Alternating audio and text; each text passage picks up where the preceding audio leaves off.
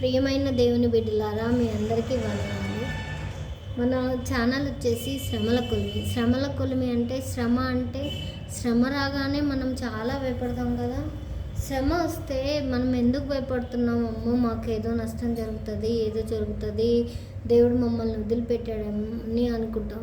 కానీ ఎప్పుడు అలా ఆలోచించకండి. శ్రమ వస్తే మనతో దేవుడు మన పక్కనే ఉన్నట్టు, మనతోనే ఉన్నట్టు.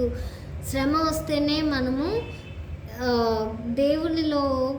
దేవునికి ఇంకా దగ్గర అవుతాం అన్నమాట. ఆయన్ని ఎక్కువ తెలుసుకుంటాము. శ్రమలోనే ఆయన్ని ఎక్కువ తెలుసుకోగలుగుతాం అన్నమాట. అందుకని శ్రమల్ని మనము ఆనందంగా భరించండి. దేవుణ్ణి అడగండి. శ్రమ వస్తే దేవా, మాకు ఆ శ్రమని ఎదుర్కొనే శక్తి ఇవ్వు తండ్రి అని అడగండి. శ్రమని తీసివేయండి కాదు, శ్రమని ఎదుర్కొనే శక్తి ఇవ్వమని అడగండి.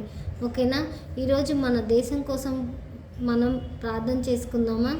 కళ్ళు మూసుకోండి. కృపాశక్తి సంపూర్ణుడైన నా ప్రియ పరలోకపు తండ్రి, నీ నామానికి వేలాది వందనాలు, స్తుతులు, స్తోత్రాలు తండ్రి.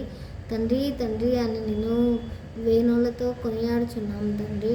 మమ్మల్ని అందరినీ ఆశీర్వదించండి తండ్రి. తండ్రి, మమ్మల్ని ఈ దేశం, మా ప్రపంచంలో 249 దేశాలు ఉండగా 193 దేశాలు అధికారికంగా ఐక్యరాజ్య సమితిలో కలిసి ఉండగా 2 దేశాలు విడిగా ఉన్నాయి తండ్రి.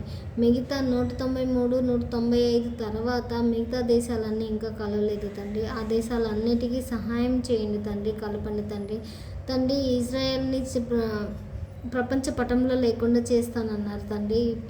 తర్వాత మళ్ళీ కలుపుతానన్నారు తండ్రి. మీరు కలిపినందుకు మీకు వందనాలు తండ్రి.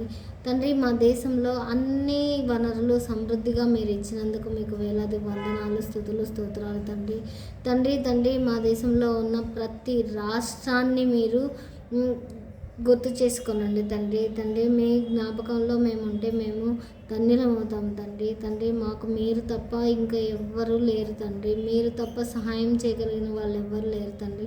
మా దేశంలో ఉన్న ప్రతి వనరుని మీరు సకాలంలో, శీతాకాలం, వర్షాకాలం, ఎండాకాలం అన్ని సకాలంలో వచ్చేలాగా చేస్తున్నందుకు మీకు వందనాలు తండ్రి. మా దేశంపై మీరు ఉంచిన మీ కృపని బట్టి మీకు వందనాలు తండ్రి. దేవ తండ్రి, మా దేశంలో మీరు పరాయి దేశాలతోటి మా దేశానికి ఉన్న వైరాన్ని తగ్గించండి తండ్రి.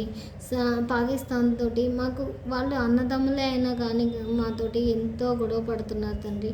ఆ గొడవలు కూడా రాకుండా చేయండి తండ్రి. వాళ్ళని నెమ్మదించండి తండ్రి. వాళ్ళని మేము ప్రేమించేలాగా చూడండి తండ్రి.